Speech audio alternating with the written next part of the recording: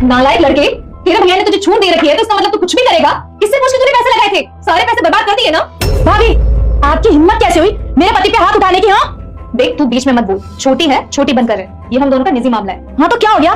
गलती तो सबसे होती है ना। इसका मतलब ये थोड़ी है कि आप इन पे हाथ उठा दोगी। देख, तू इस घर में अभी नई नई आई है। समझा लो अपनी बीवी को कि इस घर में ज्यादा ना बोले। शीतल चुप हो जाओ, भाभी है वो मेरी। अरे तुम चुप करो। 24 घंटे भैया भाभी भैया भाभी। अरे भैया भाभी है तो इसका मतलब ये थोड़ी है कि तुम इनकी सुनते रहोगे। माँ बाप थोड़ी है तुम्हारे। और एक बात बताओ, सबके सामने इन्होंने तुम्हारे पे हाथ उठा दिया, कल को बाहर ऐसे हाथ उठा दिया तो क्या इज्जत रह जाएगी तुम्हारी? इस घर की बड़ी बहू मैं, जेठानी हूँ इसकी। मुझसे बदतमीजी से बात करने की कोई जरूरत नहीं है। इस घर में हमारा राज चलता है। बदतमीजी करने वाले ना आपने काम किया है भाभी। आज तो आपने मेरे पति पे हाथ उठा दिया, आगे से उठाना तो सोच लेना क्या होगा। तुम चुप रहो। भाभी, इसकी तरफ से मैं आपसे हाथ जोड़ के माफी मांगता हूँ।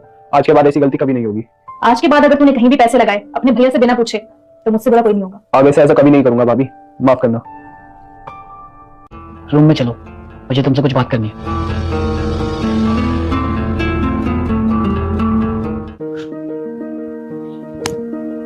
हाँ बोलो, क्या बात करनी है?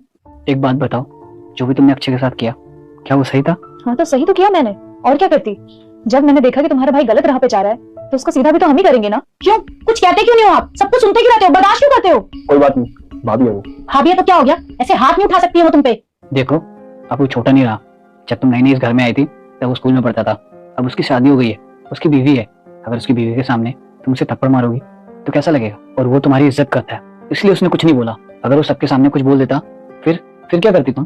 और उस वक्त मैंने तुमसे इसलिए कुछ नहीं बोला क्योंकि मैं नहीं चाहता था कि बात और बढ़े। देखो, मैं तो तुमसे बस यही कहूंगा, हमारा एक छोटा सा परिवार है, बिखरने में ना सिर्फ 1 सेकंड लगता है और एकजुट होने में पूरी जिंदगी निकल जाती है। उन्होंने ऐसे ही नहीं मारा, गलती थी मेरी और गलत कर रहा था मैं। तो क्या मारेंगी? अरे समझा भी तो सकती थी प्यार से। और एक बात और, इस घर में जितना पैसों पे हक उनका है ना उतना तुम्हारा भी है। पता नहीं क्या समझती है अपने आप को वो। तुम्हारी मां बनने की कोशिश कर रही है और कुछ। चाह रहा हूँ, और मैंने देखा है मुसीबत के वक्त कोई काम नहीं आता, अपना परिवार ही काम आता है। इसलिए मैं चाहता हूँ कि ऐसी कोई गलती ना करें हम, जिससे हमारा परिवार बिखरे। जिद की वजह से तो भाभी थी जिन्होंने मेरा पूरा साथ दिया। और जब मैंने तुमसे शादी करने के लिए कहा तो भैया मान नहीं रहे थे। भाभी ने ही उन्हें मनाया था। वो हमेशा मेरे लिए अच्छा ही सोचती।